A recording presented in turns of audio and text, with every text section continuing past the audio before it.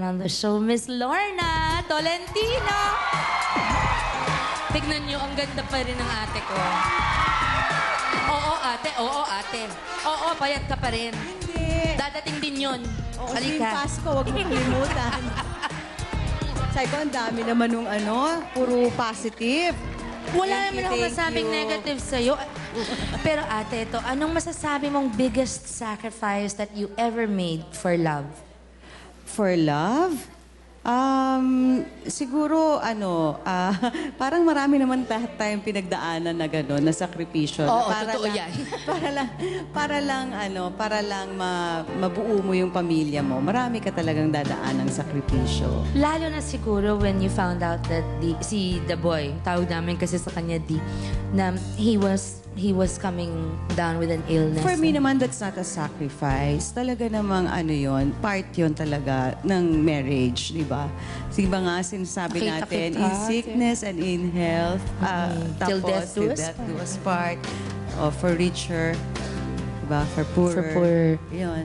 Yun, yung mga yun. Di ba kailangan mo talaga naman, minsan hindi naman sinasabi lang, ginagawa talaga dapat. Pero ate, ito, sa bago mong movie na Sa'yo Lamang, di ba? You portray the role of a mom who makes sacrifices for her family.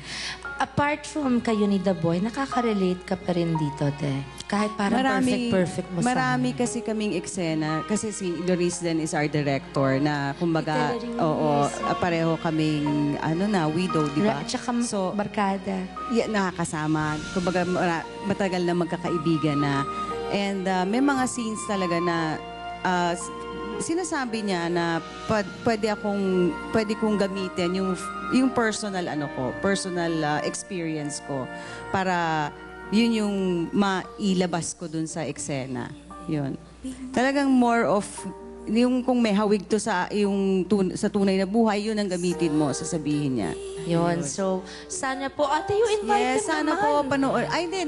Actually, showing na siya. Showing na siya ngayon. Yeah. Yan, maraming salamat po sa lahat ng mga nanood at sana po panoorin nyo yung mga hindi pa nakakapanood dahil sigurado pong marami pong makaka-relate at makakapag-identify sa pelikulang to. 120 theaters, 120 theaters po ang nationwide at yung may international screening din po kami. Abangan po ninyo yon. Ayan, you will of course find out about the screenings on ABS-CBN. So, my beloved Ate Lorna, thank you, Ate LT. Thank you din. Thank you so much. Anytime here, ito lang ang wish ko. Alam ng Panginoong Diyos to. Ang dream ko talaga, sana makagawa tayo ng movie ulit sana together. ulit after nakagapos na puso. Kasi nakagapos na puso, Oo, ano ba yun? 20 lang ako. Okay. Ang bata-bata mo rin. Konti lang tanda mo sa akin. Halos same tayo Hindi. O kaya ngayon, 32 ako. 35 ako. Oo, ganun lang yun eh. Ganyan kami love each other. Huwag yun na, kahit i-torture mo ako, hindi ko sasabihin. Okay. Mga kaibigan na Grand Slam Queen, Miss Lorna Tolentino. Thank you, Ate. Thank you rin po sa lahat ng mga nanood na. Yeah, salamat po and congratulations to Sa'yo all of lamang. you. Sa'yo lamang. Direk Luis, hope magkasama po tayo ulit. And ngayon naman ate, para sumaya ka lalo. Yes. Eto naman ang susunod nating bisita. Meron pong isa ring sakripisyong ginawa nung maaga pa po sa kanyang career. Alam niyo po ba na ang aking kumpare na anak kong anak niya na si Andrew E. si Gamol ay nag-aaral pa nung nag-uumpisa pa lamang sa showbiz. Pero nung naging big hit na ang kanyang first album, ay kinailangan na muna niyang i-delay ang pag-aaral to pursue his passion and to perform the song that changed his life at marami sa mga buhay ninyong audience ko. Anywhere in the world, please welcome with his leading ladies for the night, Kakay Bautista and Ruby, the one and only Andrew E. Ay, nako, ayan, kasi ang hilig sa magagandang lalaki, ang hilig sa magagandang babae, napala nyo, di wala. Kaya kung ako sa inyo, makinig kayo sa sasabihin ko, humarap ka ng pangit at ibigin mong tunay. Yan ang dapat mong gawin, kaya makinig ka sa akin, and it goes a little something like this. Kung gusto mong lumigaya ang iyong buhay, humarap ka ng pangit at tunay. Isang pangit at talagang di mo matanggihan.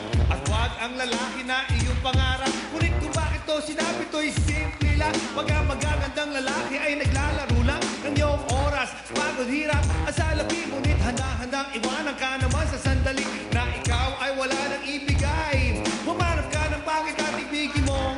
Kung hindi, sige ka, puso mo'y mabibiyak. Mawalay man ang bakit hindi ka iiyak. Oo nga. Ewan, wag mo akong ligawan. Ewan, ako ay iyong tantanan. Ang nais ko sa inyong buhay, humanap ka ng pangit at Higin mong tunay. isang pangit na babae na mayroong pagtingin. Mga liwa ka man, sige lang siya pagkagat. Ikaw talaga kanya magaan. Pag-isipan kang iwanan, hindi na mahali na ako. Maligin na pagpag-aala. Sigurado ka naman walang makikipagkila. Kung kasama mo siya, di bali na. Katakutan okay lang. Kung ikaw na may paglilingkuran kaya para lumigaya ang iyong buhay. Humanap ka ng pangit at ibigin mong tunay. Kung hindi, sige ka, puso mo'y mabibiyak.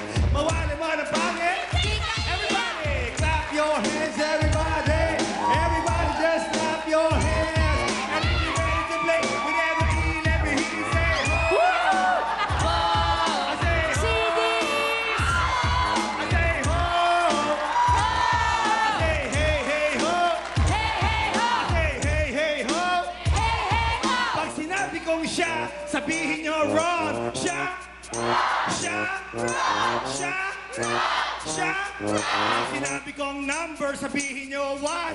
Number. You better watch out, you better not cry. Break it down. Andrew E. with Ruby and Kakay. Ayan, sa nalalapit na pagtapos ng ating programa ay may bago namang nagsisimula, ate. Ito na yung bago. Ngayon pa lang ay pinaghahandaan na ng team ang aking bagong show. Di ko pa pwedeng i-discuss lahat ng detalye pero ma-obvious na to pag nakita nyo. Ang pwede ko lang sabihin ay napakalaking proyekto ito ng ABS-CBN and I'm honored to have the chance to help make people's dreams come true. At para bigyan kayo ng unting patikim sa inyong maasahan, panoorin po ninyo ito.